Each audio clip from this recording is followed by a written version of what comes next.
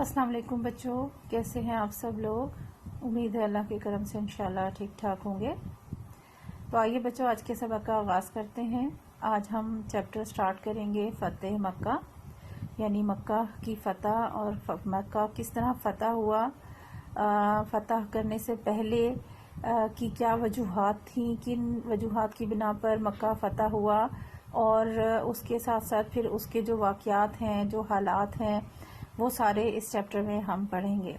तो सबसे पहले हम इसमें पस मंज़र पढ़ेंगे, यानी कि वो असबाब वजूहात क्या थी जिसकी वजह से मक्का फ़तह हुआ।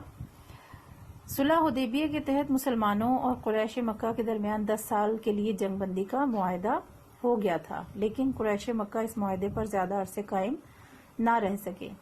इस मुआहदे की एक शर्त यह भी थी कि कोई भी कबीला मुसलमानों या कुरैश मक्का का हलीफ बन सकता है।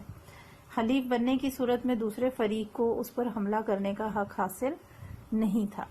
जैसे कि प्रीवियस लेसन में भी आपको सुलह हुदैबिया के हवाले से मैंने आपको बताया था कि ये कुरैश और मुसलमानों के दरमियान एक मुआहदा था, एक कुछ उसूल और शराइत की बिना पर सुलह की गई थी कि आपस में 10 साल तक जंग नहीं करेंगे और एक दूसरे पर हमला आवर नहीं होंगे। इसके साथ साथ अगर उनके कोई लोग जो हैं वो कुफार के भागकर मुसलमानों के पास आ जाएंगे तो वो वापस कर देंगे, और मुसलमानों की तरफ से अगर कोई भागकर जाएगा तो कुफार वापस नहीं करेंगे।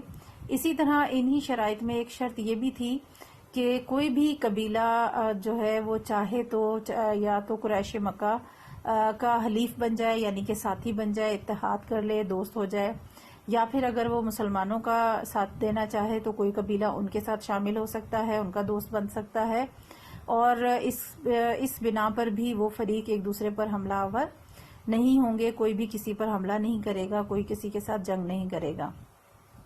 चुनाचे इस मुआहदे की रूह से कबीला बनु खज़ाआ मुसलमानों का हलीफ बन गया और कबीला बनु बकर कुरैश के साथ मिल गया। क्योंकि ये मुआहदा हो चुका था, ये शराइत उन्हें मालूम थी, तो जो कबीला था बनु खज़ाआ वो मुसलमानों के साथ शामिल हो गया, और जो कबीला बनु बकर था वो कुरैश के साथ मिल गया। अब दोनों कबीले एक दूसरे पर हमला आवर नहीं हो सकते थे। इन दोनों कबीलों में दुश्मनी थी, बहुत अरसे से चली आ रही थी, लेकिन क्योंकि मुआहदा तय हो चुका था और ये तय हुआ था कि आपस में कोई भी कबीला किसी के साथ भी शामिल हो जाएगा तो वो एक दूसरे पर हमला नहीं करेंगे। लेकिन कबीला बनु बकर ने अपनी पुरानी दुश्मनी का बदला लेने के लिए अचानक एक रात बनु खज़ा पर हमला कर दिया। बनु खज़ा के जिन लोगों ने भागकर हरम में पनाह ली, इनको भी बनु बकर के लोगों ने कत्ल कर दिया। यानी कि ये दुश्मनी उन्होंने अपनी निकाली, ना सिर्फ ये बल्कि ये कि मुआहदा उन्हें मालूम था कि है, कुरैश को भी मालूम है, इसके बावजूद कुरैश ने भी उनको नहीं रोका और उन्होंने बनु खज़ा पर हमला किया।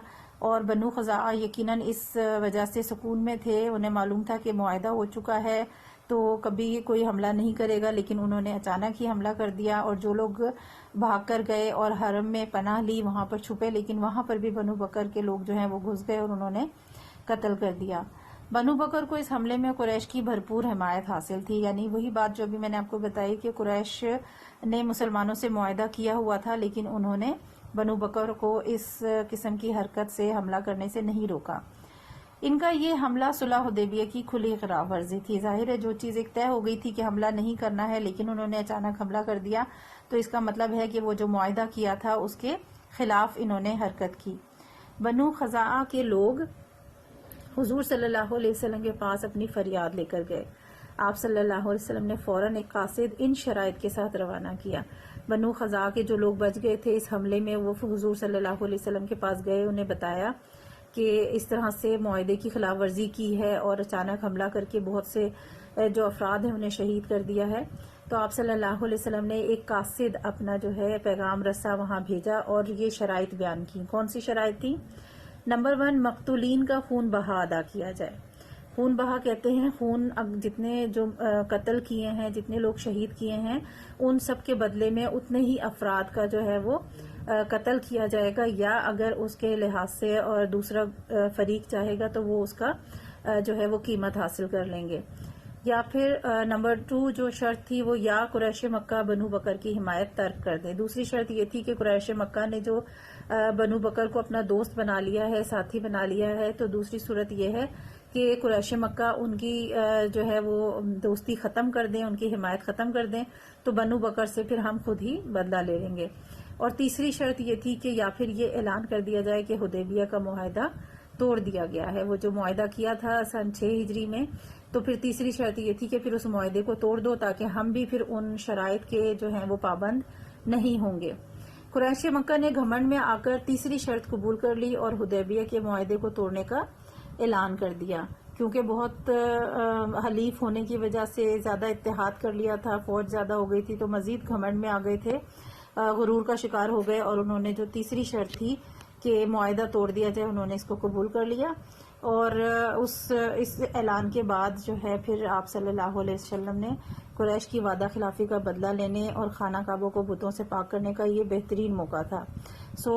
سن 8 ہجری میں حضور صلی اللہ علیہ وسلم نے 10,000 صحابہ کرام کا لشکر تیار کیا اور مکے کی طرف کوچ کیا، کیونکہ اب وہ معاہدہ جو ہے وہ ختم ہو چکا تھا کہ 10 سال تک جنگ نہیں کریں گے، کیونکہ خود قریش مکہ نے یہ اعلان کر دیا کہ ہمارا جو معاہدہ تھا، جو ہم نے شرائط طے کی تھی، وہ ختم ہو گئی ہیں، کوئی معاہدہ باقی نہیں رہا۔ تو پھر حضور صلی اللہ علیہ وسلم کے لیے یہ بہترین موقع تھا کہ ان لوگوں سے بدلہ لیا جائے اور خانہ کعبہ میں جو انہوں نے بت رکھے ہوئے ہیں اس کو پاک کیا جائے۔ تو مکہ کو فتح کرنے کے لیے پھر 8 ہجری میں 10,000 صحابہ کرام کے ساتھ حضور صلی اللہ علیہ وسلم مکہ کی طرف روانہ ہوئے۔ تو یہ تھا پس منظر فتح مکہ کا۔ اس کے بعد جو واقعات پیش آئے ہیں وہ انشاءاللہ نیکسٹ لیسن میں پڑھیں گے۔ یہاں تک آپ اس کی ریڈنگ کریں اور سمجھیں، ریمیننگ پارٹ انشاءاللہ نیکسٹ لیسن میں کرواؤں گی۔ تب تک کے لیے اللہ حافظ۔